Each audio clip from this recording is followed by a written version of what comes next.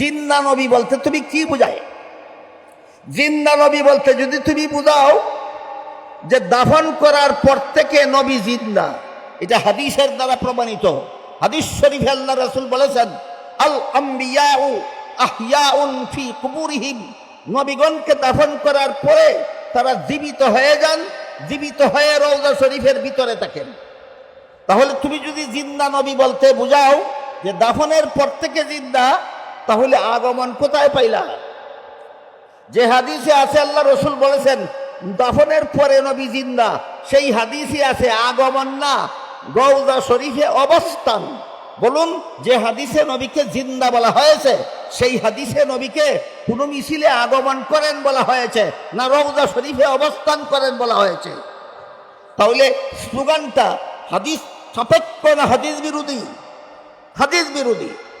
আর যদি বলো আমরা জিন্দা নবী বলতে বুঝিয়েছি যে নবী চিরকাল জিন্দা, অতীতেও নবীর কোনোদিন মরণ হয়নি, ভবিষ্যতেও কোনোদিন মরণ হবে না, তাহলে এই স্লোগান নিঃসন্দেহে কুফরি। এই স্লোগান নিঃসন্দেহে কুফরি। কারণ আল্লাহ পবিত্র কোরআনে আমাদের মহানবীকে সম্বোধন করে বলেন, ইন্নাকা মাইয়িতুন ওয়া ইন্নাহুম মাইয়িতুন, হে মুহাম্মদুর রাসূলুল্লাহ সাল্লাল্লাহু আলাইহি ওয়াসাল্লাম, নিশ্চয়ই আপনি মরণশীল, নিশ্চয়ই আপনি মরণশীল। বলুন কোরআনে আল্লাহ আমাদের নবীকে মরণশীল বলেছেন কিনা? তাহলে আল্লাহ বলেন মরণশীল, তুমি বলো চিরঞ্জীব। তোমার স্লোগান কোরআনের পক্ষে না বিরুদ্ধে? তোমার স্লোগান আল্লাহর পক্ষে না বিরুদ্ধে? জমানার অবস্থা এমন ধারণ করেছে, এইভাবে যারা প্রকাশ্যে আল্লাহর বিরুদ্ধে স্লোগান দেয়, আল্লাহর কোরআনের বিরুদ্ধে স্লোগান দেয়, নবীর বিরুদ্ধে স্লোগান দেয়, নবীর হাদিসের বিরুদ্ধে স্লোগান দেয়, এরা নিজেদেরকে নিজেরা ভুয়া সুন্নি নামে প্রচার করে। এরা আসল সুন্নি নয়, সুন্নি নামের দুঃখাবাস। বুঝে থেকে বলুন, কোরআন বিরোধী স্লোগান যারা দেয়, আল্লাহ বিরোধী স্লোগান যারা দেয়, হাদিস বিরোধী স্লোগান যারা দেয়, রাসূল বিরোধী স্লোগান যারা দেয়, সত্যই আশিকে রাসূল না আশিকে রাসূলের শ্রদ্ধাবরণে দুঃখাবাস। এরা আসলেই সুন্নি নয়, এরা সুন্নি নামের দুঃখাবাস। এই হলো সিরাতুন নবীর প্রথম অধ্যায় সম্পর্কে যৎকিঞ্চিত আলোচনা। এবার সিরাতুন নবীর দ্বিতীয় অধ্যায়। প্রথম অধ্যায়ের সমাপ্তিতে রাসূল করিম সাল্লাল্লাহু আলাইহি ওয়াসাল্লামের কাছে কোরআন নাজিল শুরু হলো। 40 বছর পূর্ণ হওয়ার পর রাসূলের কাছে কোরআন নাজিল শুরু হলো। কোরআন নাজিল শুরু হলো। দীর্ঘ 23 বছরে 30 পারা কোরআন নাজিল হয়েছে। এই 23 বছরে প্রায় 10 লক্ষ হাদিস কোরআনের ব্যাখ্যা স্বরূপ আল্লাহ রাসূলের কাছে পাঠিয়েছেন। উলামায়ে কেরামদের উদ্দেশ্যে, উলামায়ে কেরামদের জানাই আছে, মাদ্রাসার ছাত্রদের উদ্দেশ্যে বলি এবং যারা আলেম নন মাদ্রাসার ছাত্র নন তাদের উদ্দেশ্যে বলি, আল্লাহ নবীর কাছে ওহী পাঠানো শুরু করেন দ্বিতীয় অধ্যায়ের শুরুতে। প্রথম অধ্যায়ের শেষ ভাগে এই ওহী দুই প্রকার। এক প্রকার ওহীর নাম কোরআন, আর এক প্রকার ওহীর নাম হাদিস। সুতরাং কোরআনও আল্লাহর ওহী, রাসূলের হাদিসও আল্লাহর ওহী। এই ওহী রাসূল করিম কোরআন এবং হাদিস রাসূলের প্রথম অধ্যায়ে নাজিল হয়েছে না দ্বিতীয় অধ্যায়ে? 30 পারা কোরআনে আর প্রায় 10 লক্ষ হাদিসে ইসলামের যাবতীয় বিধিবিধান নিহিত রয়েছে, প্রত্যক্ষভাবে অথবা পরোক্ষভাবে। 30 পারা কোরআনে আর 10 লক্ষ হাদিসে প্রত্যক্ষভাবে অথবা পরোক্ষভাবে ইসলামের যাবতীয় বিধিবিধান বলুন কোথায় আছে? কোরআনে আর হাদিসে আছে। কোরআন হাদিসের বাইরে ইসলামের কোনো বিধিবিধান নাই।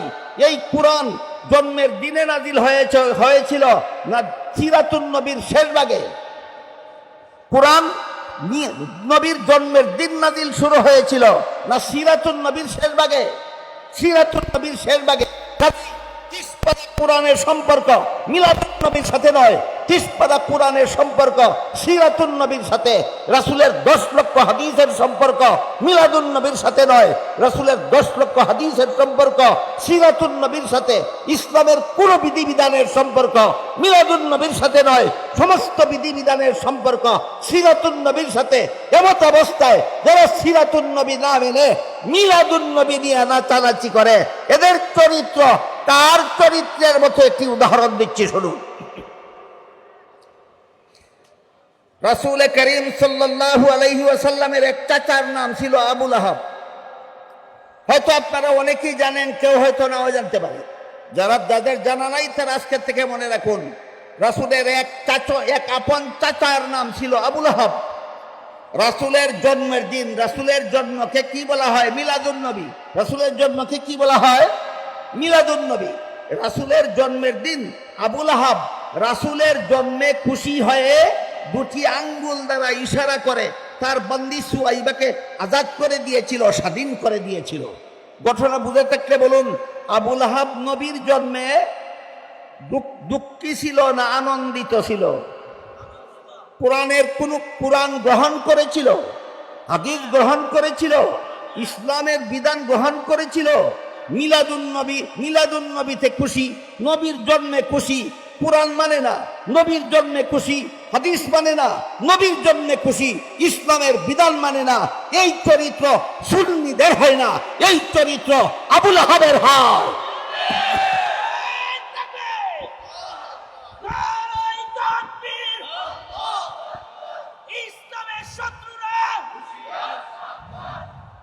মুহতারাম হাজিরিন, কোরআন নাজিল শুরু হওয়ার পর থেকে, নবীর কাছে ওহী নাজিল শুরু হওয়ার পর থেকে এই মক্কার কুরাইশ বংশের লোকেরা জুলুম নির্যাতন শুরু করে দিল।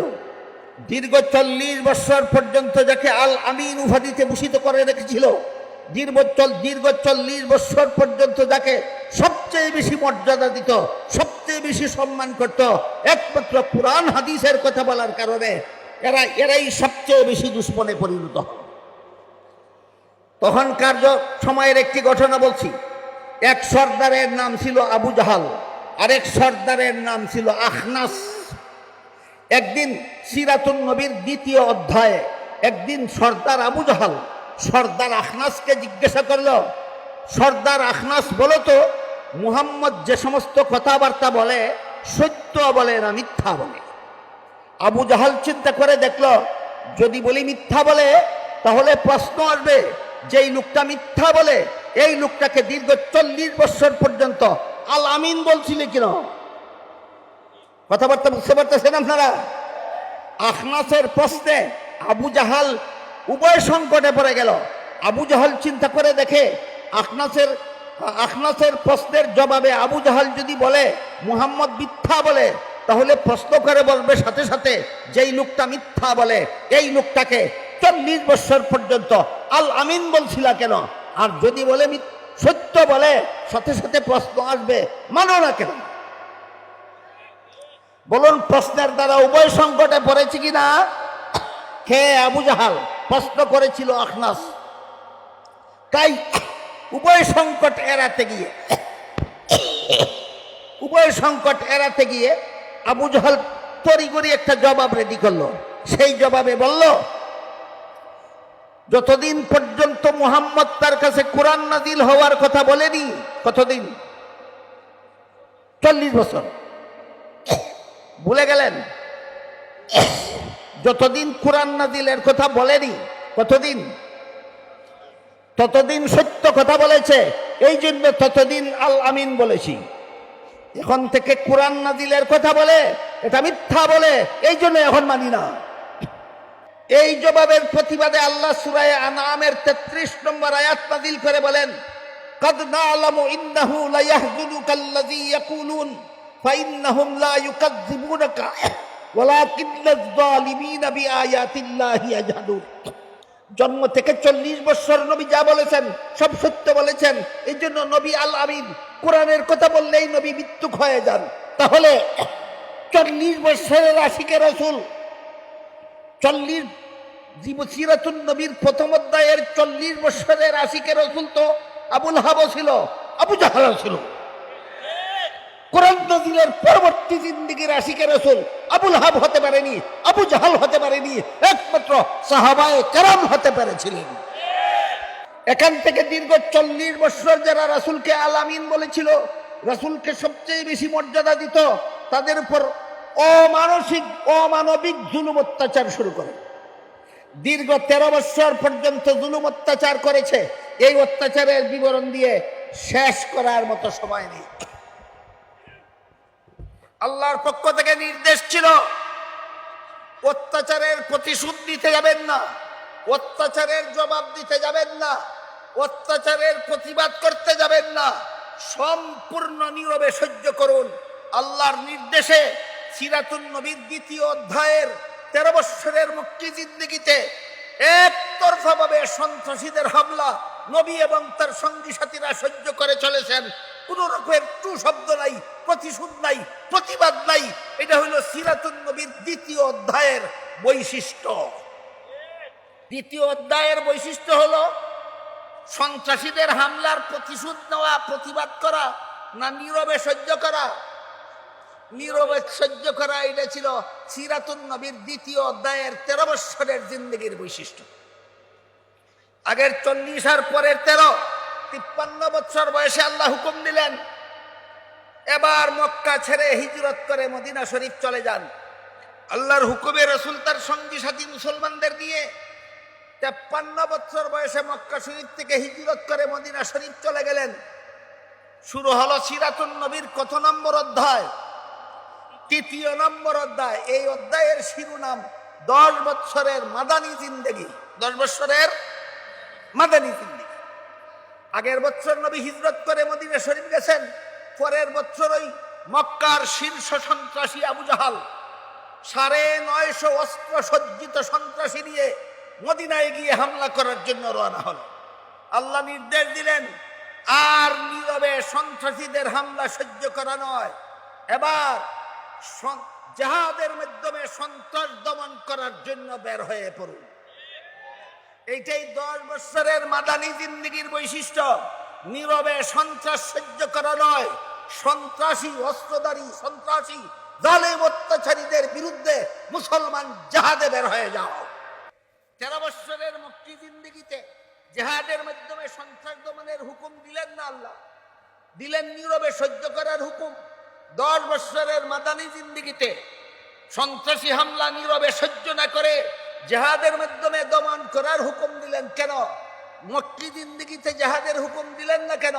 মাদানী জিন্দেগিতে জিহাদের হুকুম দিলেন কেন? তার কারণ হলো, জিহাদ প্রাথমিকভাবে ফরজ হয় সরকারের উপর। জিহাদ কার উপর ফরজ হয়?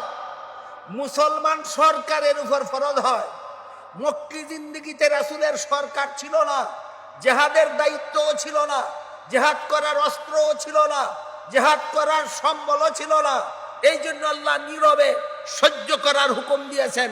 হিজরত করে মদিনা শরীফ যাওয়ার পরই আল্লাহর রাসূল একটা রাষ্ট্র প্রতিষ্ঠা করলেন এবং সেই রাষ্ট্রের প্রধান শাসনকর্তা নিয়োজিত হলেন স্বয়ং মুহাম্মদুর রাসূলুল্লাহ সাল্লাল্লাহু আলাইহি ওয়াসাল্লাম। তাই মাদানী জিন্দেগিতে আল্লাহ জিহাদের মাধ্যমে সন্ত্রাস দমনের আদেশ করলেন। 10 বছরের মাদানী জিন্দেগির বৈশিষ্ট্য, জিহাদের দ্বারা সন্ত্রাস দমন করো, জিহাদের দ্বারা সন্ত্রাস দমন করো, জিহাদের দ্বারা সন্ত্রাস দমন করো।